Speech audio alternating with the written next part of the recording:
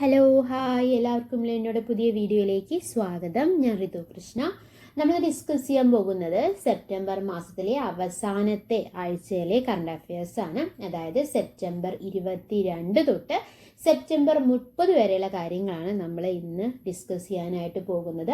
September മാസത്തിലെ ആദ്യത്തെ ആഴ്ചയിലെ കറണ്ട് അഫയേഴ്സും രണ്ടാമത്തെ ആഴ്ചയിലെ കറണ്ട് അഫയേഴ്സും മൂന്നാമത്തെ ആഴ്ചയിലെ കറണ്ട് അഫയേഴ്സ് എല്ലാം നമ്മുടെ ചാനലിൽ നമ്മൾ അപ്ലോഡ് ചെയ്തിട്ടുണ്ട്. ഓക്കെ, അപ്പോൾ വീക്ക്ലി കറണ്ട് അഫയേഴ്സും മന്ത്ലി കറണ്ട് അഫയേഴ്സും ഇമ്പോർട്ടൻ്റ് ആയിട്ടുള്ള കാര്യങ്ങൾ നടന്നു കഴിഞ്ഞാൽ ഡെയിലി കറണ്ട് അഫയേഴ്സും നമ്മൾ നമ്മുടെ ചാനലിൽ അപ്ലോഡ് ചെയ്യുന്നുണ്ട്.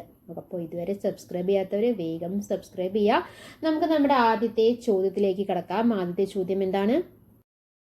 How many medals did India win in Paris Olympics? Paris ഒളിമ്പിക്സിൽ ഇന്ത്യക്ക് എത്ര? പാരീസ് പാരാലിമ്പിക്സ് ആട്ടോ, പാരീസ് ഒളിമ്പിക്സ് അല്ല, പാരീസ് പാരാലിമ്പിക്സ് ആണ്. അപ്പോൾ പാരീസ് പാരാലിമ്പിക്സിൽ എത്ര മെഡലാണ് ഇന്ത്യ നേടിയത് എന്നാണ് ചോദ്യം. പാരീസ് പാരാലിമ്പിക്സിൽ എത്ര മെഡലുകളാണ് ഇന്ത്യ നേടിയത്? 29 മെഡലുകളാണ്. 29 മെഡലുകളിൽ ചരിത്രം കുറിച്ചിരിക്കുകയാണ് ഇന്ത്യ, അല്ലേ?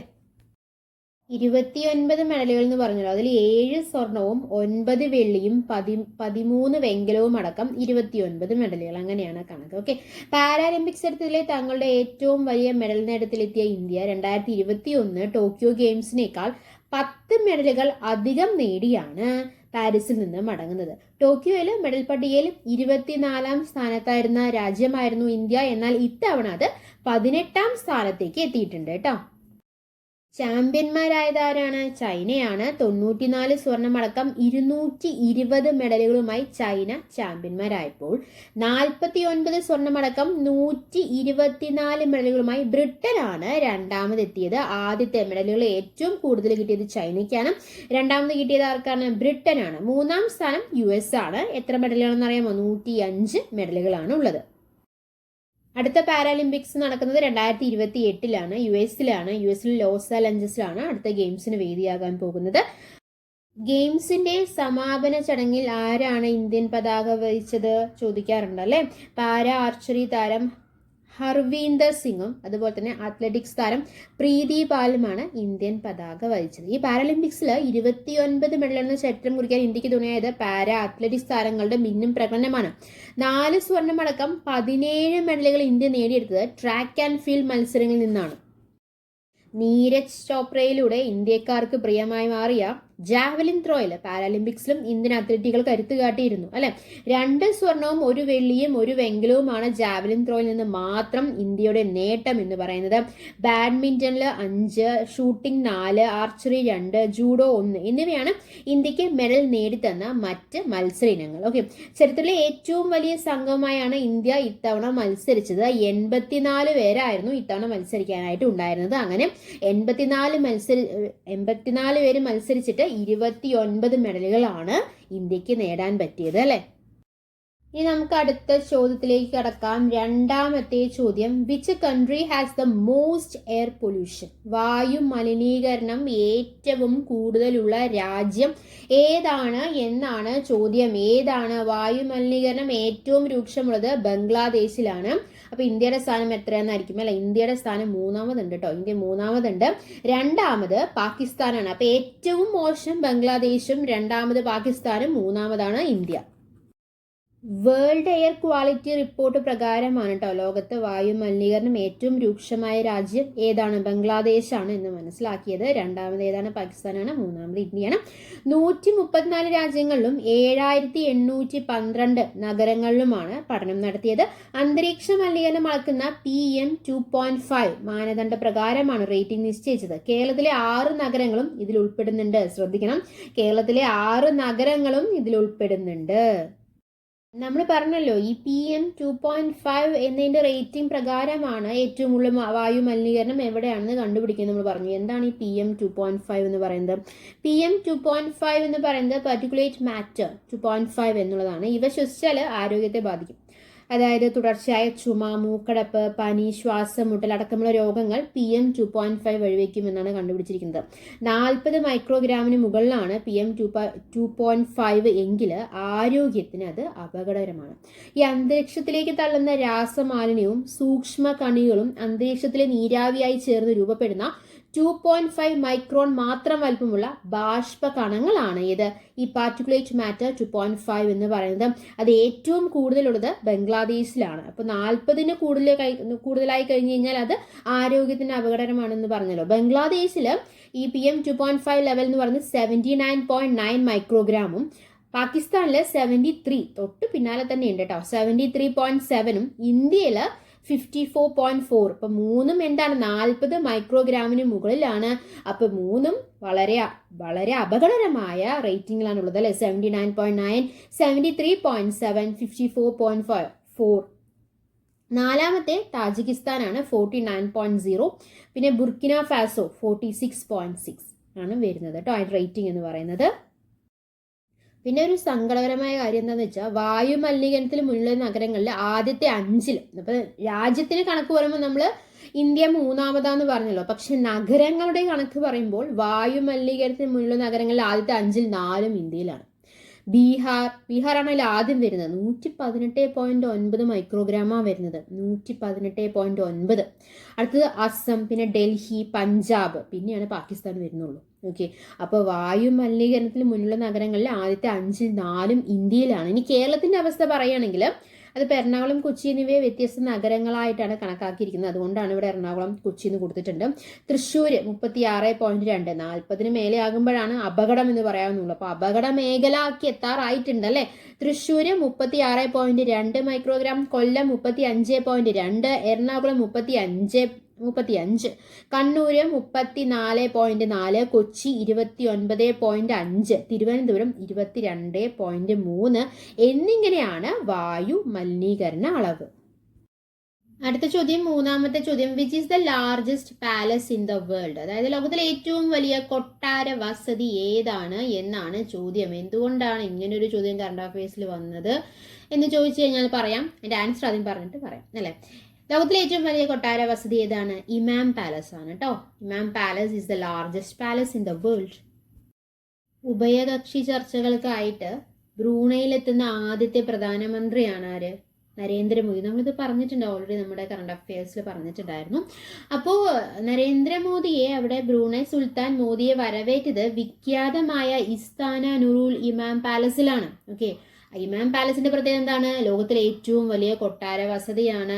ഗിന്നസ് ബുക്ക് ഓഫ് റെക്കോർഡിൽ ഇടം നേടിയ കൊട്ടാരത്തിൽ 1788 മുറികളാണുള്ളത്. 1984 കൊട്ടാരത്തിന്റെ നിർമ്മാണം പൂർത്തിയായത്. അടുത്ത ചോദ്യം, നാലാമത്തെ ചോദ്യം, who is the first Italian male player to win US open singles, men singles? അപ്പോൾ US ഓപ്പൺ ജേതാവാകുന്ന ആദ്യ ഇറ്റാലിയൻ പുരുഷ താരം ആരാണ് എന്നാണ് ചോദ്യം. റൈറ്റ് ആൻസർ യാനിക് സിന്നർ ആണ് കേട്ടോ. US ഓപ്പൺ ജേതാവാകുന്ന ആദ്യ ഇറ്റാലിയൻ പുരുഷ താരം ആരാണ്? യാനിക് സിന്നർ ആണ്. ഈ വർഷം ആദ്യം ഓസ്ട്രേലിയൻ ഓപ്പണിലും കീഴ് നേടിയ സിന്നറിന്റെ 2ാം ഗ്രാൻഡ് സ്ലാം ട്രോഫിയാണിത്. നമ്മൾ പറഞ്ഞു US ഓപ്പൺ പുരുഷ സിംഗിൾസ് ചാമ്പ്യൻ യാനിക് സിന്നർ ആണെന്ന് പറഞ്ഞു. അപ്പൊ US ഓപ്പൺ വനിതാ സിംഗിൾസ് ആർക്കാണ് ട്രോഫി നേടിയത്? അരീന സബലേഗയ്ക്കാണ് US ഓപ്പൺ വനിതാ സിംഗിൾസ് കിരീടം കിട്ടിയത്. US ഓപ്പണിലെ കന്നി കിരീടം നേടിയ സബലേഗ ഈ വർഷത്തെ ഓസ്ട്രേലിയൻ ഓപ്പണിലും ജേതാവായിരുന്നു. അപ്പോൾ ഈ വർഷത്തെ കറണ്ട് അഫയേഴ്സിൽ US ഓപ്പൺ എന്ന് പറയുമ്പോൾ ഈ 2 പേരുകൾ മറന്നു പോകരുത് അല്ലെ. പുരുഷ സിംഗിൾസ് ആണെങ്കിൽ യാനിക് സിന്നർ, വനിതാ സിംഗിൾസ് ആണെങ്കിൽ അരീന സബലേഗ. അടുത്ത ചോദ്യമാണ് 5ാമത്തെ ചോദ്യം, which space craft carried the world first private spacewalk on the Polaris Dawn mission? അതായത് ലോകത്തെ ആദ്യ സ്വകാര്യ ബഹിരാകാശ നടത്തത്തിനുള്ള യാത്രികരെ വഹിച്ചുള്ള പേടകത്തിന്റെ പേര് എന്താണ് എന്നുള്ളതാണ്. ലോകത്തെ ആദ്യ സ്വകാര്യ ബഹിരാകാശ നടത്തത്തിനുള്ള യാത്രികരെ വഹിച്ചുള്ള പേടകത്തിന്റെ പേര് എന്താണ് എന്നുള്ളതാണ്. ഏതാണ്? SpaceX Dragon. Spacecraft carry the world first private spacewalk on the Polaris Dawn mission. പേടകത്തെ വഹിച്ചത് ഇലോൺ മസ്കിന്റെ കമ്പനിയായിട്ടുള്ള സ്പേസ് എക്സിന്റെ ഫാൽക്കൺ റോക്കറ്റ് ആണ്. ഇത് വിക്ഷേപിച്ചത് നാസയുടെ കെനഡി സ്പേസ് സെന്ററിൽ നിന്നാണ്. സെപ്റ്റംബർ 10 പുലർച്ചെയാണ് ഇത് വിക്ഷേപിച്ചത്. സഞ്ചാരികൾ ആരൊക്കെയാണ് ചോദിച്ചു കഴിഞ്ഞാൽ അന്ന മേനോൻ സ്പേസ് എക്സിന്റെ എഞ്ചിനീയർ ആണ്. ജാരഡ് ഐസക്മാൻ, സ്കോട്ട് പൊറ്റീറ്റ്, അതുപോലെ തന്നെ സാറ ഗില്ലിസ് എന്നിവരാണ് ഇതിലെ സഞ്ചാരികൾ എന്ന് പറയുന്നത്. ലക്ഷ്യം ബഹിരാകാശ വാഹനങ്ങൾ ഇതുവരെ കൈവരിച്ച ഏറ്റവും ഉയർന്ന ഭൗമ ഭ്രമണപഥത്തിൽ എത്തുക എന്നുള്ളതാണ്. ലേസർ ആശയവിനിമയ പദ്ധതിയുടെ പരീക്ഷണങ്ങൾ നടത്തുക, അതുപോലെ തന്നെ ബഹിരാകാശ യാത്രികരുടെ ആരോഗ്യ പ്രശ്നങ്ങൾ വിലയിരുത്തുക എന്നുള്ളതാണ് ഇതിന്റെ ലക്ഷ്യം എന്ന് പറയുന്നത്. നാസയുടെ അപ്പോളോ ദൗത്യത്തിന് ശേഷം മനുഷ്യർ ഇതുവരെ എത്തിയിട്ടില്ലാത്തതും ഭൂമിയിൽ നിന്ന് 1400 കിലോമീറ്റർ അകലെയുള്ളതുമായ വാൻ അലൻ റേഡിയേഷൻ ഭ്രമണപഥത്തിലാകും ഡ്രാഗൺ പേടകം സഞ്ചരിക്കുക. ജാരഡ് ഐസക്മാനും സാറ ഗില്ലിംസും പേടകത്തിന് പുറത്തിറങ്ങുമ്പോൾ അന്ന മേനോനും സ്കോട്ടും പേടകത്തിൽ തന്നെ തുടരും എന്നാണ് നമുക്ക് മനസ്സിലാക്കാൻ കഴിഞ്ഞത്. ഈ മിഷന്റെ പേര് പൊളാരിസ് ഡോൺ മിഷൻ എന്നാണ്. നമ്മൾ പറഞ്ഞല്ലോ, ക്വസ്റ്റ്യനിൽ പറഞ്ഞു. സ്പേസ് എക്സ് ഇതുവരെ നടത്തിയതിൽ ഏറ്റവും അപകടം പിടിച്ച ദൗത്യമാണിത്. അടുത്ത ചോദ്യത്തിലേക്ക് കടക്കാം. 6ാമത്തെ ചോദ്യം, who is the new elected president of Sri Lanka? ശ്രീലങ്കയിലെ പ്രസിഡന്റ് ആരാണ് എന്നുള്ളതാണ് ചോദ്യം അല്ലെ. ആരാണ്? അനുരാ ദിസനായക്. മാർക്സിസ്റ്റ് നേതാവായിട്ടുള്ള അനുരാ ദിസനായകയാണ് പുതിയ പ്രസിഡന്റ്. അപ്പൊ രാജ്യത്തിന്റെ ചരിത്രത്തിൽ ആദ്യമായി 2ാം റൗണ്ട് വോട്ടെണ്ണലിലാണ് അനുരാ ദിസനായകെ പ്രസിഡന്റായി തെരഞ്ഞെടുക്കപ്പെട്ടത്. ശ്രീലങ്കയിൽ പുതുചരിത്രം രചിച്ച ഇടത് നേതാവ് അനുരാ ദിസനായകെ 55 വയസ്സാണ്.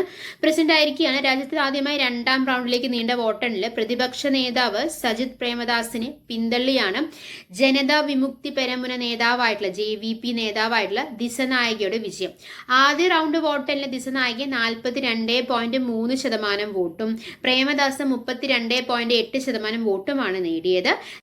നിലവിൽ അവിടുത്തെ പ്രസിഡന്റ് ആയിട്ടുള്ള ആരാണ്? റനിൽ വിക്രമസിംഗയ്ക്ക് 17.27% വോട്ട് മാത്രമാണ് ലഭിച്ചത്. അപ്പോൾ ഏറ്റവും കൂടുതൽ വോട്ട് നേടിയതും ആര് തന്നെയാണ്? അനുരാ ദിസനായക തന്നെയാണ്. എത്ര ശതമാനം വോട്ടാണ്? 42.3% വോട്ടാണ് ലഭിച്ചത് അല്ലെ. മുൻ പ്രസിഡന്റ് മഹിന്ദ രാജപക്സെയുടെ മകൻ നമലിന് 4% വോട്ട് പോലും ലഭിച്ചില്ല. ആർക്കും 50% വോട്ട് ലഭിക്കാതെ വന്നതോടെ ദിസനായകയും പ്രേമദാസയെയും മാത്രം ഉൾപ്പെടുത്തി 2ാം റൗണ്ട് വോട്ടെണ്ണൽ നടത്തുകയായിരുന്നു. ഇരുവർക്കും ലഭിച്ച 2ാം മുൻഗണന വോട്ടുകളും 3ാം മുൻഗണന വോട്ടുകളും എണ്ണിയപ്പോൾ ദിസനായകെ മുന്നിലെത്തി. JVP ഉൾപ്പെട്ട നാഷണൽ പീപ്പിൾസ് പവർ മുന്നണിയുടെ പ്രതിനിധിയായാണ് ദിസനായകെ മത്സരിച്ചത്. ശ്രീലങ്കയിലെ 2022 ജനകീയ പ്രക്ഷോഭത്തിന് ശേഷം നടക്കുന്ന ആദ്യ തെരഞ്ഞെടുപ്പിൽ പരമ്പരാഗത കക്ഷികളെ കടപുഴക്കിയാണ് JVPയുടെയും ദിസനായകയുടെയും മുന്നേറ്റം എന്ന് പറയുന്നത്. 1971ലും 1987, 89 കാലയളവിലും സായുധ കലാപത്തിലൂടെ അധികാരം പിടിച്ചെടുക്കാൻ ശ്രമിച്ച പാർട്ടിയാണ് ഏത്? JVP. കഴിഞ്ഞ പാർലമെന്റ് തെരഞ്ഞെടുപ്പിൽ 3 സീറ്റ് മാത്രമാണ് ലഭിച്ചത്. ശ്രീലങ്കയിലെ അനുരാധപുരയിലുള്ള തമ്പുട്ടെഗമ ഗ്രാമത്തിൽ തൊഴിലാളി ദമ്പതികളുടെ മകനായാണ് ദിസനായക ജനിച്ചത്. കൊളംബിയയിലെ കെലനിയ സർവകലാശാലയിൽ നിന്നും പഠനകാലത്ത് വിദ്യാർത്ഥിയായിരിക്കെയാണ് രാഷ്ട്രീയത്തിലെത്തിയത്. 1987, 89 JVP സായുധ കലാപത്തിൽ പങ്കെടുത്തിരുന്നു. 2000 MP ആയിട്ടുണ്ടായിരുന്നു. 2004 ചന്ദ്രിക കുമാരദേഗിയുടെ കൂട്ടുകക്ഷി സർക്കാരിൽ കൃഷി മന്ത്രിയായിട്ടുണ്ടായിരുന്നു. NTTയെ തകർക്കാൻ ലക്ഷ്യമിട്ട് പിൻകാലത്ത് മഹിന്ദ രാജപക്സെ നടത്തിയ സൈനിക ദൗത്യത്തെ പിന്തുണയ്ക്കുകയും ആര് ചെയ്തിരുന്നു? അനു ദിസനായകെ ചെയ്തിരുന്നു. അടുത്ത ചോദ്യം, 7ാമത്തെ ചോദ്യം, which country won the gold medal in the open women's category in the world chess Olympiad? അതായത് ലോക ചെസ് ഒളിമ്പ്യാഡിൽ ഓപ്പൺ വനിതാ വിഭാഗങ്ങളിൽ സ്വർണം നേടിയ രാജ്യം ഏതാണ് എന്നാണ് ചോദ്യം. ഏതാണ്? India won the gold medal in the open women's category in the world chess Olympiad. Viswanathan Anand വർഷങ്ങളോളം ഒറ്റയ്ക്ക് തേരോട്ടം നടത്തിയ ലോക ചതുരംഗ കളത്തിൽ ഇന്ത്യൻ യുവനിരയുടെ പടയോട്ടമാണ് നമുക്ക് ഈ ഒരു മാസം കാണാൻ പറ്റുന്നത്. കാര്യം എന്താണെന്ന് വെച്ച് കഴിഞ്ഞാൽ കായിക രംഗത്തെ ഏറ്റവും വലിയ മേളകളിൽ ഒന്നാണ് അല്ലെ ലോക ചെസ് ഒളിമ്പ്യാഡിൽ. അതിൽ ഓപ്പൺ വനിതാ വിഭാഗത്തിൽ സ്വർണം നേടിയിരിക്കുകയാണ് ഇന്ത്യ. 2000 ആനന്ദിലൂടെ ലോക ചെസ് ചാമ്പ്യൻ പട്ടം ഇന്ത്യയിലെത്തിയെങ്കിലും ഒളിമ്പ്യാഡ് എന്ന ടീം ചാമ്പ്യൻഷിപ്പിലെ സ്വർണം ഇന്ത്യക്ക് ഇതുവരെ കിട്ടിയിട്ടുണ്ടായിരുന്നില്ല. ടീം ഇനത്തിൽ സ്വർണത്തോടൊപ്പം വ്യക്തിഗത ബോർഡുകളിൽ D. ഗുഗേഷ്, അർജുൻ എരിഗേസ്, ദിവ്യ ദേശ്മുഖ്, വാന്തിക അഗർവാൾ എന്നിവരും സ്വർണം നേടിയിരുന്നു. 2022 തമിഴ്നാട്ടിലെ മഹാബലിപുരം നടന്ന ഒളിമ്പ്യാഡിൽ നേടിയ വെങ്കല മെഡലുകളായിരുന്നു ഇതുവരെ ഇന്ത്യയുടെ ഏറ്റവും മികച്ച പ്രകടനം എന്ന് പറയുന്നത്. 186 രാജ്യങ്ങൾ മത്സരിച്ച ഓപ്പൺ വിഭാഗത്തിൽ US-നെ 4 പോയിന്റിന് പിന്നിലാക്കിയാണ് ഇന്ത്യയുടെ കിരീട നേട്ടം എന്ന് പറയുന്നത്. അടുത്ത ചോദ്യം, 8ാമത്തെ ചോദ്യം, who is the chief justice of Madras high court? Madras ഹൈക്കോർട്ടിലെ ചീഫ് ജസ്റ്റിസ് ആരാണ്? മലയാളിയാണ്. എന്താണ് പേര്? KR ശ്രീറാം എന്നാണ്. KR Shriram is the chief justice of Madras ഹൈക്കോടതി. മദ്രാസ് ഹൈക്കോടതിക്ക് മലയാളി ചീഫ് ജസ്റ്റിസ് ആയിരിക്കുകയാണ് അല്ലേ. ജസ്റ്റിസ് KR ശ്രീറാം ആണ് മദ്രാസ് ഹൈക്കോടതി ചീഫ് ജസ്റ്റിസ് എന്ന് നമ്മൾ പറഞ്ഞു. 2013 ജൂൺ മുതൽ ബോംബെ ഹൈക്കോടതിയിൽ ജഡ്ജിയായിരുന്നു അദ്ദേഹം. ചാക്യാർ കൂത്ത് കലാകാരനായിരുന്ന പരേതനായ KK രാജൻ ചാക്യാറിന്റെ മകനായ ജസ്റ്റിസ് ശ്രീറാമിന്റെ മുൻ തലമുറ പാലക്കാട്ട് കൽപ്പാത്തിയിൽ നിന്നുള്ളവരാണ് കേട്ടോ. അമ്മ ദേവികയുടെ ജന്മനാട് തിരുവില്ലാമലയാണ്. ജസ്റ്റിസ് ശ്രീറാമിന്റെ ഭാര്യയും മലയാളിയാണ്. മുംബൈ വ്യവസായിയ ഒറ്റപ്പാലം മങ്ങാട്ടുതൊടി AK നായരുടെ മകൾ ഉഷയാണ് ഭാര്യ. മുംബൈയിൽ ജനിച്ചു വളർന്ന KR ശ്രീറാം ബോംബെ സർവകലാശാലയിൽ നിന്ന് കൊമേഴ്സിലും നിയമത്തിലെ ബിരുദവും ലണ്ടനിലെ കിങ്സ് കോളേജിൽ നിന്ന് മാരിടൈം ലോയിൽ ബിരുദാനന്ദ ബിരുദവും നേടിയിട്ടുണ്ട്. 1986 മഹാരാഷ്ട്ര ഗോവ ബാർ കൗൺസിലും അഭിഭാഷകനായിരുന്നു അദ്ദേഹം. അടുത്ത ചോദ്യം, 9ാമത്തെ ചോദ്യം. Which is the 4th largest cargo ship in the world? അതായത് വലുപ്പത്തിലെ ലോകത്തെ 4ാമത്തെ ചരക്ക് കപ്പൽ ഏതാണ് എന്നാണ് ചോദ്യം. Right answer is Claude Girardet ആണ്. Claude Girardet is the 4th largest cargo ship in the world. ഏറ്റവും വലിയ കണ്ടെയ്നർ കപ്പലായിട്ടുള്ള ക്ലോഡ് ഗാർഡറ്റിനെ നയിക്കുന്നത് ഇന്ത്യക്കാരനാണ്. ക്യാപ്റ്റൻ രാജേന്ദ്ര സിംഗ് ആണ്. കപ്പൽ ക്രൂവിൽ 24 പേരാണുള്ളത്. 24 പേരിൽ 22 പേരും ഇന്ത്യക്കാരാണ്. അവരിൽ 4 പേര് മലയാളികളാണ്. 399 മീറ്റർ നീളവും 61.5 മീറ്റർ വീതിയുമുള്ള കൂറ്റൻ കപ്പലിൽ 24,116 TEU കണ്ടെയ്നർ ശേഷിയുണ്ട്. ഉയരത്തിൽ ഡ്രാഫ്റ്റ് കാര്യത്തിലും ക്ലോഡ് ഗാർഡറ്റ് തന്നെയാണ് മുന്നിൽ, 16.7 മീറ്റർ. തൃശൂർ സ്വദേശി ജോർജ് ആന്റണി, ഇരിങ്ങാലക്കുട സ്വദേശി പ്രതീഷ് നാരായണ പണിക്കർ, കണ്ണൂർ സ്വദേശി യശ്വന്ത്, മലപ്പുറം സ്വദേശി നന്ദകുമാർ എന്നിവരാണ് കപ്പലിലെ മലയാളികളായിട്ടുള്ളത്. അടുത്ത ചോദ്യം, 10ാമത്തെ ചോദ്യം. Which project conducts cloud seeding experiments? അതായത് ഏത് പദ്ധതിയുടെ ഭാഗമായാണ് ക്ലൗഡ് സീഡിംഗ് പരീക്ഷണങ്ങൾ നടക്കുന്നത് എന്നാണ് ചോദ്യം. ഏതാണ്? മിഷൻ മൗസം പദ്ധതിയുടെ ഭാഗമായാണ് ക്ലൗഡ് സീഡിംഗ് പരീക്ഷണങ്ങൾ നടക്കുന്നത്. ഈ ക്ലൗഡ് സീഡിംഗ് പ്രക്രിയ പറഞ്ഞാൽ എന്താണ്? ഈ മഴ പെയ്യ്ക്കുന്നതിന് മേഘങ്ങളിൽ രാസപദാർത്ഥങ്ങൾ ചേർക്കുന്ന പ്രക്രിയയാണ് നമ്മൾ ക്ലൗഡ് സീഡിംഗ് പ്രക്രിയ എന്ന് പറയുന്നത്. മേഘങ്ങൾക്കുള്ളിൽ സംഭവിക്കുന്ന പ്രക്രിയകളെ കുറിച്ച് പഠിക്കുന്നതിന് പൂനെയിലെ ഇന്ത്യൻ ഇൻസ്റ്റിറ്റ്യൂട്ട് ഓഫ് ട്രോപ്പിക്കൽ മെറ്റീരിയോളജിയിൽ ക്ലൗഡ് ചേംബർ സ്ഥാപിക്കുമെന്ന് ഭൗമശാസ്ത്ര മന്ത്രാലയം അറിയിച്ചിട്ടുണ്ട്. ലബോറട്ടറികളിൽ കൃത്യമായ മേഘങ്ങൾ സൃഷ്ടിക്കുകയും പരീക്ഷണങ്ങൾ നടത്തുകയും ചെയ്യുമെന്നാണ് നമുക്ക് മനസ്സിലാക്കാൻ കഴിഞ്ഞിട്ടുള്ളത്. അതുവഴി ക്ലൗഡ് സീഡിങ്ങിന്റെ സാധ്യതകൾ പ്രയോജനപ്പെടുത്താനും സഹായിക്കും. കൃത്രിമമായി മഴ പെയ്യ്ക്കുന്നത് പോലെ തന്നെ കനത്ത മഴയെ തടഞ്ഞു നിർത്താനും കേന്ദ്ര സർക്കാർ സാങ്കേതിക വിദ്യ വികസിപ്പിക്കുകയാണ് ചെയ്യുന്നത്. 5 വർഷത്തിനുള്ളിൽ മഴ നിയന്ത്രണം അടക്കം കാലാവസ്ഥ നിരീക്ഷണ രംഗത്ത് വൻ കുതിച്ചുചാട്ടം ലക്ഷ്യമിട്ട് കേന്ദ്ര ഭൗമശാസ്ത്ര മന്ത്രാലയം തുടക്കം കുറിച്ചിട്ടുണ്ട്. മിഷൻ മൗസം പദ്ധതിയുടെ ഭാഗമായാണ് ക്ലൗഡ് സീഡിംഗ് പരീക്ഷണങ്ങൾ നടക്കുന്നത്. പദ്ധതിയുടെ ഗവേഷണങ്ങൾക്കായി ആദ്യഘട്ടത്തിൽ 2000 കോടി രൂപയാണ് അനുവദിച്ചിരിക്കുന്നത്. മേഘങ്ങൾക്കുള്ളിൽ ചൂട് വർദ്ധിച്ച് മഴത്തുള്ളികളാകുന്നത് തടയുക, കാന്തിക മണ്ഡലങ്ങൾ ഉപയോഗിച്ച് മേഘങ്ങളെ വിഘടിപ്പിക്കുക തുടങ്ങിയവയാണ് മഴ നിയന്ത്രണത്തിനായി പരീക്ഷിക്കുന്നത്. പദ്ധതി വിജയകരമായാൽ തുടർച്ചയായി കനത്ത മഴ പെയ്യുന്ന പ്രദേശങ്ങളിൽ മഴ നിർത്താനും ഉരുൾപൊട്ടൽ, വെള്ളപ്പൊക്കം എന്നിവ തടയാനും സാധിക്കും. മഴയ്ക്കൊപ്പം ഇടിമിന്നൽ, ആലിപ്പഴ വർഷം എന്നിവ നിയന്ത്രിക്കാനും സാധിക്കുമെന്നാണ് ഗവേഷകർ കരുതുന്നത്. 5 വർഷത്തെ ദൗത്യം 2 ഘട്ടങ്ങളായി നടപ്പാക്കുമെന്ന് കേന്ദ്ര ഭൗമശാസ്ത്ര മന്ത്രാലയം സെക്രട്ടറി M രവിചന്ദ്രൻ പറഞ്ഞു.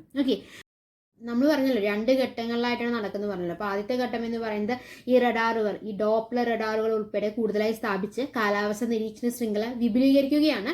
2026 മാർച്ച് വരെ നീളുന്ന ആദ്യ ഘട്ടം. അപ്പോൾ ആദ്യത്തെ ഘട്ടം 2026 മാർച്ച് വരെ ഉണ്ടാകും. രണ്ടാമത്തെ ഘട്ടം എന്ന് പറയുന്നത് ഉപഗ്രഹങ്ങളും വിമാനങ്ങളും ഉപയോഗിച്ചുള്ള നിരീക്ഷണമാണ് രണ്ടാമത്തെ ഘട്ടം. അപ്പോൾ ഏത് പ്രൊജക്റ്റാണ്? ക്ലൗഡ് സീഡിംഗ് എക്സ്പെരിമെന്റ്സ് മിഷൻ മൗസമാണ്. എന്താണ് ക്ലൗഡ് സീഡിംഗ് എന്ന് പറയുന്നത്? മഴ പെയ്യ്ക്കുന്നതിന് മേഘങ്ങളിൽ രാസപദാർത്ഥങ്ങൾ ചേർക്കുന്ന പ്രക്രിയയാണ് നമ്മൾ എന്ത് പറയുന്നത്? ക്ലൗഡ് സീഡിംഗ് എന്ന് പറയുന്നത്. 11ാമത്തെ ചോദ്യം. Who has won the television life time achievement award, the highest visual media award of the state government? എന്താണ് ഈ ചോദ്യത്തിന്റെ അർത്ഥം? എന്താണ്? സംസ്ഥാന സർക്കാരിന്റെ പരമോന്നത ദൃശ്യമാധ്യമ പുരസ്കാരമായ ടെലിവിഷൻ ലൈഫ് ടൈം അച്ചീവ്മെന്റ് അവാർഡിന് അർഹനായത് ആരാണ് എന്നാണ് ചോദ്യം. ആരാണ്? ബൈജു ചന്ദ്രനാണ്. സംസ്ഥാന സർക്കാരിന്റെ പരമോന്നത ദൃശ്യമാധ്യമ പുരസ്കാരമായിട്ടുള്ള ടെലിവിഷൻ ലൈഫ് ടൈം അച്ചീവ്മെന്റ് അവാർഡിന് അർഹനായത് ബൈജു ചന്ദ്രൻ. ടെലിവിഷൻ രംഗത്തെ സമഗ്ര സംഭാവന പരിഗണിച്ചാണ് പുരസ്കാരം. 1984 ദൂരദർശനിൽ ചേർന്ന അദ്ദേഹം 1985 ജനുവരി 2 സംപ്രേഷണം ചെയ്ത മലയാള ടെലിവിഷനിലെ ആദ്യ വാർത്താ ബുള്ളറ്റിന്റെ പ്രൊഡ്യൂസറാണ്. ഓക്കെ, 2021 അദ്ദേഹം വിരമിച്ചത്. അപ്പോൾ TV ലൈഫ് ടൈം അച്ചീവ്മെന്റ് പുരസ്കാരം നേടിയത് ബൈജു ചന്ദ്രൻ. അടുത്ത ചോദ്യം 12ാമത്തെ ചോദ്യം. Who is the third woman chief minister of Delhi? ഡൽഹിയുടെ 3ാമത്തെ വനിതാ മുഖ്യമന്ത്രി ആരാണ് എന്നുള്ളതാണ് ചോദ്യം. 3ാമത്തെ വനിതാ മുഖ്യമന്ത്രി ആരാണ്? അതിഷിയാണ് അല്ലെ. ഡൽഹിയുടെ 3ാമത്തെ വനിതാ മുഖ്യമന്ത്രി ആരാണ്? അതിഷിയാണ്. AAPയുടെ ആം ആദ്മി പാർട്ടിയുടെ ആദ്യ വനിതാ മുഖ്യമന്ത്രിയുമാണ് കൂടിയാണ് അതിഷി എന്ന് പറയുന്നത്. ഓക്കെ, അരവിന്ദ് കെജ്രിവാളിന് പകരം ഡൽഹിയെ നയിക്കാനുള്ള നിയോഗം അതിഷിക്കാണ് ഇപ്പോൾ കിട്ടിയിരിക്കുന്നത്. സെപ്റ്റംബർ 17 രാവിലെ ആം ആദ്മി പാർട്ടിയുടെ നിയമസഭാ കക്ഷി സമ്മേളനത്തിന് ശേഷമാണ് അതിഷിയെ മുഖ്യമന്ത്രി പദവിയിലേക്ക് തെരഞ്ഞെടുക്കാൻ നേതൃത്വം പ്രഖ്യാപിച്ചത്. വൈകിട്ട് 4:30 ലഫ് ഗവർണർ VK സക്സേനയുടെ ഔദ്യോഗിക വസതിയിൽ മന്ത്രിസഭയിലെ മറ്റ് അംഗങ്ങൾക്കൊപ്പം എത്തിയ അരവിന്ദ് കെജ്രിവാളും രാജിക്കത്ത് കൈമാറി. പുതിയ മന്ത്രിസഭ രൂപീകരിക്കാൻ അവകാശവാദം ഉന്നയിച്ചുള്ള കത്ത് അതിഷി നൽകി. ഈ മാസം, സെപ്റ്റംബർ മാസം 26, 27 തീയതികളിൽ നിയമസഭാ സമ്മേളനം വിളിക്കാൻ ലഫ് ഗവർണറോട് ശുപാർശ ചെയ്തിട്ടുമുണ്ട്. അതിനു മുൻപ് തന്നെ അതിഷി സ്ഥാനമേൽക്കും. മന്ത്രിസഭയിലെ പുതിയ അംഗങ്ങളെ ഉൾപ്പെടുത്തുമെന്നും നിലവിലെ മന്ത്രിമാരുടെ വകുപ്പുകളിൽ മാറ്റമുണ്ടാകുമെന്നുമാണ് നമുക്ക് അറിയാൻ കഴിഞ്ഞിട്ടുള്ളത്. ഡൽഹിയിൽ മുഖ്യമന്ത്രി പദവിയിലെത്തുന്ന 3ാമത്തെ വനിതയാവും അതിഷി. 43 വയസ്സാണ് അതിഷിക്ക്. കോൺഗ്രസിന്റെ ഷീലാ ദീക്ഷിത്, BJPയുടെ സുഷമ സ്വരാജ് എന്നിവരാണ് മുൻപ് ഈ പദവിയിലെത്തിയിട്ടുള്ള വനിതകൾ. AAPയുടെ ആദ്യ വനിതാ മുഖ്യമന്ത്രിയും ആര് തന്നെയാണ്? അതിഷി തന്നെയാണ്. ഡൽഹിയില് ഉപമുഖ്യമന്ത്രിയായിരുന്ന മനീഷ് സിസോദിയ രാജിവെച്ചതിന് പിന്നാലെ കഴിഞ്ഞ വർഷം മാർച്ചിൽ മന്ത്രിസ്ഥാനത്തെത്തിയ അതിഷിയാണ് നിലവിൽ റവന്യൂ, വിദ്യാഭ്യാസം ഉൾപ്പെടെയുള്ള 14 വകുപ്പുകൾ, എത്രയാണ്? 14 വകുപ്പുകൾ കൈകാര്യം ചെയ്യുന്നത്. നിയമസഭാ തെരഞ്ഞെടുപ്പ് വരെ മാത്രമാകും താൻ അധികാരത്തിൽ തുടരുകയെന്നും AAP വീണ്ടും ജയിച്ചാൽ കെജ്രിവാൾ തന്നെയാകും വീണ്ടും മുഖ്യമന്ത്രിയുമെന്ന് അതിഷി വ്യക്തമാക്കുകയുണ്ടായി. നമ്മൾ പറഞ്ഞു ഡൽഹിയിലെ 3ാമത്തെ വനിതാ മുഖ്യമന്ത്രിയാണ് ആര്? അതിഷി എന്ന് പറഞ്ഞു അല്ലെ. എന്നാൽ രാജ്യത്തെ 17ാമത്തെ വനിതാ മുഖ്യമന്ത്രിയാണ് അതിഷി. ഡൽഹിയിൽ 3ാമത്തെ വനിത, അതുപോലെ തന്നെ രാജ്യത്ത് 17ാമത്തെ വനിതാ മുഖ്യമന്ത്രിയാണ് ആര്? അതിഷി എന്ന് പറയുന്നത്. രാജ്യത്തെ ആദ്യത്തെ വനിതാ മുഖ്യമന്ത്രി ആരായിരുന്നു? സുജേത കൃപലാനി ആയിരുന്നു. സുജേത കൃപലാനി ആയിരുന്നു രാജ്യത്തെ ആദ്യ വനിതാ മുഖ്യമന്ത്രി. അത് UPയിലായിരുന്നു കേട്ടോ. നിലവിലെ ഏക വനിതാ മുഖ്യമന്ത്രി ആരാണ്? മമതാ ബാനർജിയാണ് അല്ലെ. ബംഗാൾ 2011 മുതൽ അടുത്ത വനിതാ മുഖ്യമന്ത്രി ആര് തന്നെയാണ്? മമതാ ബാനർജി തന്നെയാണ്. കൂടുതൽ കാലം ഭരിച്ച വനിതാ മുഖ്യമന്ത്രിയോ ഷീലാ ദീക്ഷിത്താണ്. ഡൽഹിയിൽ 15 വർഷമാണ് ഭരിച്ചത്. 1998 തൊട്ടിട്ട് 2013 വരെ. അപ്പോൾ കൂടുതൽ കാലം ഭരിച്ച വനിതാ മുഖ്യമന്ത്രി ആരാ ചോദിച്ചു കഴിഞ്ഞാൽ ആരാണ്? ഷീലാ ദീക്ഷിത്. എവിടെയായിരുന്നു? ഡൽഹിയിലായിരുന്നു അല്ലെ. ഏറ്റവും കുറഞ്ഞ കാലം വനിതാ മുഖ്യമന്ത്രിമാരെ കുറിച്ചിട്ടാണ് പറയുന്നത്. അതിൽ നമ്മളിപ്പോൾ എന്താ പറഞ്ഞത്? രാജ്യത്തെ 17ാമത്തെ വനിതാ മുഖ്യമന്ത്രിയാണ് അതിഷി എന്ന് പറഞ്ഞു. ഡൽഹിയിൽ ഈ പദവിയിലെത്തുന്ന 3ാമത്തെ വനിതയാണെന്ന് പറഞ്ഞു. ആദ്യ വനിതാ മുഖ്യമന്ത്രി ആരാന്നാ പറഞ്ഞേ? സുജേത കൃപലാനിയാണെന്ന് പറഞ്ഞു അല്ലെ. നിലവിലെ ഏക മുഖ്യമന്ത്രി വനിതാ മുഖ്യമന്ത്രി മമതാ ബാനർജിയാണെന്ന് പറഞ്ഞു. കൂടുതൽ കാലം ഭരിച്ചത് ആരാണ്? ഷീലാ ദീക്ഷിത്താണ്. എന്നാൽ കുറഞ്ഞ കാലം, അതായത് 23 ദിവസം തമിഴ്നാട്ടിലാണ്. ആരാണ്? ജാനകി രാമചന്ദ്രനാണ് കേട്ടോ. ജാനകി രാമചന്ദ്രൻ. കൂടുതൽ തവണ മുഖ്യമന്ത്രിയായ വനിത ആരാണ്? കൂടുതൽ തവണ മുഖ്യമന്ത്രിയായ വനിത ജയലളിതയാണ് കേട്ടോ. ജയലളിതയാണ് കൂടുതൽ കാലം മുഖ്യമന്ത്രി ആയിട്ടുള്ള വനിത. 5 തവണയാണ് മുഖ്യമന്ത്രി ആയിട്ടുള്ളത്. അപ്പൊ കൂടുതൽ വനിതാ മുഖ്യമന്ത്രിമാരെ സംഭാവന ചെയ്ത സംസ്ഥാനം ഡൽഹിയാണ്. സുഷമ സ്വരാജും ഷീലാ ദീക്ഷിത്തും ചെയ്തപ്പോൾ അതിഷിയും. അപ്പം കൂടുതൽ വനിതാ മുഖ്യമന്ത്രിയെ സംഭാവന ചെയ്ത സംസ്ഥാനം ഏതാണെന്ന് ചോദിച്ചു കഴിഞ്ഞാൽ ഇത് തന്നെയാണ്, ഡൽഹി തന്നെയാണ്. നമ്മൾ പറഞ്ഞില്ലേ ജാനകി രാമചന്ദ്രൻ. ജാനകി രാമചന്ദ്രൻ മലയാളിയാണ്. പക്ഷെ എവിടുത്തെ മുഖ്യമന്ത്രിയായിരുന്നു? തമിഴ്നാട്ടിലെ മുഖ്യമന്ത്രിയായിരുന്നു. കോട്ടയം വൈക്കം സ്വദേശിനിയാണ് ജാനകി രാമചന്ദ്രൻ. എന്താണ് പ്രത്യേകത? ഏറ്റവും കുറഞ്ഞ കാലം മുഖ്യമന്ത്രി ആയിരുന്ന വനിത അല്ലെ. 23 ദിവസം. എവിടെയായിരുന്നു? തമിഴ്നാട്ടിലായിരുന്നു. മലയാളിയാണ്, കോട്ടയംകാരിയാണ്. ഓക്കെ, അടുത്ത ചോദ്യം 13ാമത്തെ ചോദ്യം. Which state has stopped the national level food security system?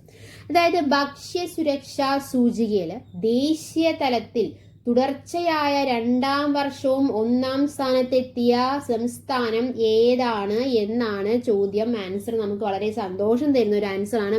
കാരണം എന്താണ്? കേരളമാണ്. ഓക്കെ, ഭക്ഷ്യസുരക്ഷാ സൂചികയിൽ ദേശീയ തലത്തിൽ തുടർച്ചയായ 2ാം വർഷവും കേരളത്തിന് 1ാം സ്ഥാനം കിട്ടിയിരിക്കുകയാണ്. ട്രോഫിയും പ്രശസ്തി ഫലകവുമായ പുരസ്കാരം ഡൽഹി ഭാരത് മണ്ഡപത്തിൽ നടന്ന ചടങ്ങിൽ കേന്ദ്ര ആരോഗ്യമന്ത്രി JP നഡ്ഡയിൽ നിന്ന് സംസ്ഥാന ഭക്ഷ്യസുരക്ഷാ കമ്മീഷണർ അഫ്സാന പർവീൻ ഏറ്റുവാങ്ങി. Okay, food food safety and standard authority of ഇന്ത്യയുടെ ഭക്ഷ്യസുരക്ഷാ സൂചികയിൽ വലിയ സംസ്ഥാനങ്ങളുടെ പട്ടികയിലാണ് കേരളത്തിന് 1ാം സ്ഥാനം ലഭിച്ചത്. ബോധവൽക്കരണ പരിപാടികൾ ഉൾപ്പെടെ വിവിധ പ്രവർത്തന മികവ് വിലയിരുത്തിയാണ് ദേശീയ ഭക്ഷ്യസുരക്ഷാ സൂചിക തയ്യാറാക്കുന്നത് കേട്ടോ. ഭക്ഷ്യസുരക്ഷാ വകുപ്പിന്റെ എൻഫോഴ്സ്മെന്റ് പ്രവർത്തനങ്ങളായ ഭക്ഷ്യസുരക്ഷാ പരിശോധന, സാമ്പിൾ ശേഖരണം, സാമ്പിൾ പരിശോധന, പ്രോസിക്യൂഷൻ കേസുകൾ, LLBN അംഗീകാരമുള്ള ലാബുകളുടെ എണ്ണം, ലാബുകളിലെ പരിശോധന മികവ്, മൊബൈൽ ലാബിന്റെ പ്രവർത്തനം, ഭക്ഷ്യ സ്ഥാപനങ്ങളിലെ ജീവനക്കാർക്കും ഭക്ഷ്യ സംരംഭങ്ങൾക്കും നൽകിയ പരിശീലനങ്ങൾ, ഭക്ഷ്യസുരക്ഷാ ബോധവൽക്കരണ പ്രവർത്തനങ്ങൾ തുടങ്ങി 40ഓളം മേഖലകളിലെ പ്രവർത്തന മികവാണ് പരിഗണിച്ചിരിക്കുന്നത്. അപ്പൊ ചെറിയ കാര്യമല്ല അല്ലെ, ഭക്ഷ്യസുരക്ഷയിൽ 1ാമത് എത്തുക എന്നുള്ളത് ചെറിയ കാര്യമല്ല അല്ലെ. കഴിഞ്ഞ വർഷം 3ാം സ്ഥാനത്തുണ്ടായിരുന്ന തമിഴ്നാട് ഇത്തവണ 2ാം സ്ഥാനത്താണ്. ജമ്മു കാശ്മീരാണ് 3ാം സ്ഥാനം കരസ്ഥമാക്കിയിരിക്കുന്നത് കേട്ടോ. കഴിഞ്ഞ വർഷം 60 പോയിന്റിൽ കൂടുതൽ നേടിയ ഏക സംസ്ഥാനവും ഏത് തന്നെയായിരുന്നു? കേരളം തന്നെയായിരുന്നു. വളരെ അഭിമാനമുള്ളൊരു കാര്യമാണ് അല്ലെ. അപ്പോൾ which state has top the national level food security system? Keralam. ഈ മാസത്തെ കറണ്ട് അഫയേഴ്സ് നിങ്ങൾക്ക് നോക്കിക്കഴിഞ്ഞാൽ കാണാം കുറേ അധികം അപ്പോയിന്റ്മെന്റ് ഉണ്ട്, സ്പോർട്സ് റിലേറ്റഡ് ന്യൂസുകളുണ്ട് അല്ലേ. വീണ്ടും ഒരു അപ്പോയിന്റ്മെന്റ് ആണ് ചോദിച്ചിരിക്കുന്നത്. Who is appointed as A Kerala chief justice? Kerala chief justice ആരാണ്? നിതിൻ ജംദാർ ആണ് കേട്ടോ. നിതിൻ ജംദാർ ആണ് കേരള ചീഫ് ജസ്റ്റിസ്. കേരള ഹൈക്കോടതി ചീഫ് ജസ്റ്റിസ് ആയിട്ട് ആരാണ് തിരഞ്ഞെടുക്കപ്പെട്ടിരിക്കുന്നത്? ജസ്റ്റിസ് നിതിൻ ജംദാറിനെ നിയമിച്ചു. നിലവിൽ ബോംബെ ഹൈക്കോടതി ജഡ്ജിയാണ് കേട്ടോ. ഡൽഹി, മദ്രാസ്, മധ്യപ്രദേശ് എന്നിവ ഉൾപ്പെടെ 8 ഹൈക്കോടതികളിലെ ചീഫ് ജസ്റ്റിസ് നിയമനത്തിനുള്ള സുപ്രീം കോടതി കൊളീജിയം ശുപാർശയാണ് കേന്ദ്ര സർക്കാർ അംഗീകരിച്ചത്. ബോംബെ ഹൈക്കോടതിയിലെ ജസ്റ്റിസ് KR ശ്രീരാമാണ് മദ്രാസ് ഹൈക്കോടതി ചീഫ് ജസ്റ്റിസ് നമ്മൾ പറഞ്ഞിട്ടുണ്ടായിരുന്നു അല്ലെ. ജൂലൈയിലാണ് സുപ്രീം കോടതി കൊളീജിയം ഹൈക്കോടതികളിലെ ചീഫ് ജസ്റ്റിസ് നിയമനത്തിനുള്ള ശുപാർശകൾ കേന്ദ്രത്തിന് കൈമാറിയത്. കേന്ദ്ര സർക്കാർ തീരുമാനമെടുക്കാൻ വൈകിയത് ചർച്ചയായിരുന്നു കേട്ടോ. മഹാരാഷ്ട്രയിലെ സോലംപൂർ സ്വദേശിയായ ജസ്റ്റിസ് നിതിൻ ജംദാർ 2012 ജനുവരിയിലാണ് ബോംബെ ഹൈക്കോടതി ജഡ്ജിയായിട്ട് നിയമിതനാകുന്നത്. അതിനു മുൻപ് കേന്ദ്ര സർക്കാരിന്റെ സീനിയർ സ്റ്റാൻഡിംഗ് കൗൺസിൽ ആയിരുന്നു. അടുത്ത ചോദ്യം, അവസാനത്തെ ചോദ്യം, 15ാമത്തെ ചോദ്യം. Who is appointed as the chief of air force? അതായത് വ്യോമസേന മേധാവിയായിട്ട് തിരഞ്ഞെടുക്കപ്പെട്ടത് അല്ലെങ്കിൽ അപ്പോയിന്റ് ചെയ്തിരിക്കുന്നത് ആരെയാണ് എന്നാണ് ചോദ്യം. ആരെയാണ്?